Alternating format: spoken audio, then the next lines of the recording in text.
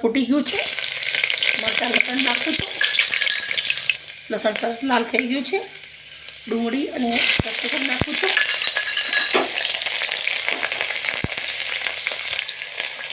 હિંગ નાખી દઈશું આપણે। અડધી ચમચી હિંગ નાખું છું।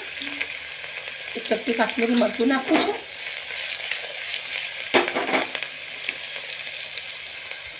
આપણે ફુલાવા અને બટાકા નાખી દઈશું। તમારી સરસ ધોઈ લીધેલા છે સરસ મજાના બે પાણી।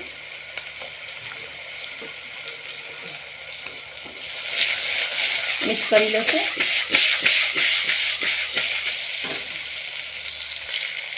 5 મિનિટ શેકાવા દેશે ફુલાવર અને બટાકા ડુંગળી બધું સરસ મજાનું। પછી આપણે દાળ નાખીશું।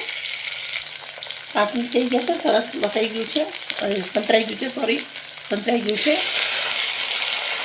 દાળ નાખું છું। ટામેટાની ગ્રેવી નાખું છું। મિક્સ કરી લઈશું આપણે અને સરસ મજાને પહાડવા દઈશું। પછી મસ્ત મજાના મસાલા કરીશું આપણે। પહાડી જાય પછી મિત્રો તમે જોઈ શકો છો મસ્ત મજાનું પહાડી ગયું છે। હવે આપણે અંદર મસ્ત મજાના મસાલા કરી લઈશું।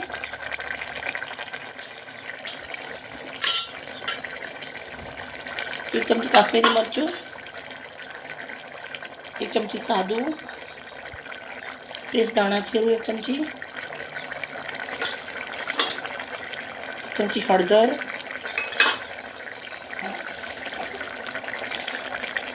1 चमची मीठું તમારા સ્વાદ પ્રમાણે નાખવાનું। ચટપટું બનાવવા માટે 1.5 ચમચી ચાટ મસાલો મિક્સ કરી લઈએ।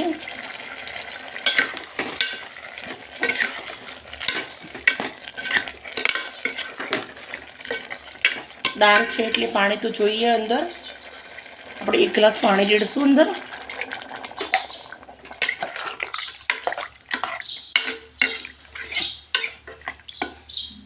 મચોની દાળ છે બાળકોની હેલ્થ માટે બહુ જ સરસ છે। ગરમીની મોસમ છે બહારનું કંઈ ખાવું એના કરતાં આવી રીતના ઘરનું બનાવેલું બેસ્ટ બને છે।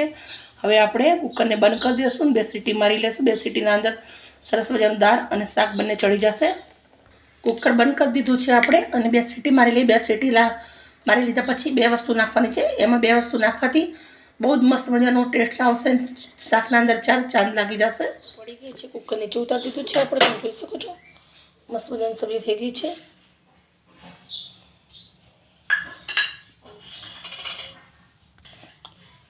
અડધી ચમચી કિચન કિંગ મસાલો નાખવાનો છે। ગેસ બંધ કર્યા પછી લીલા ધાણા નાખવાના છે।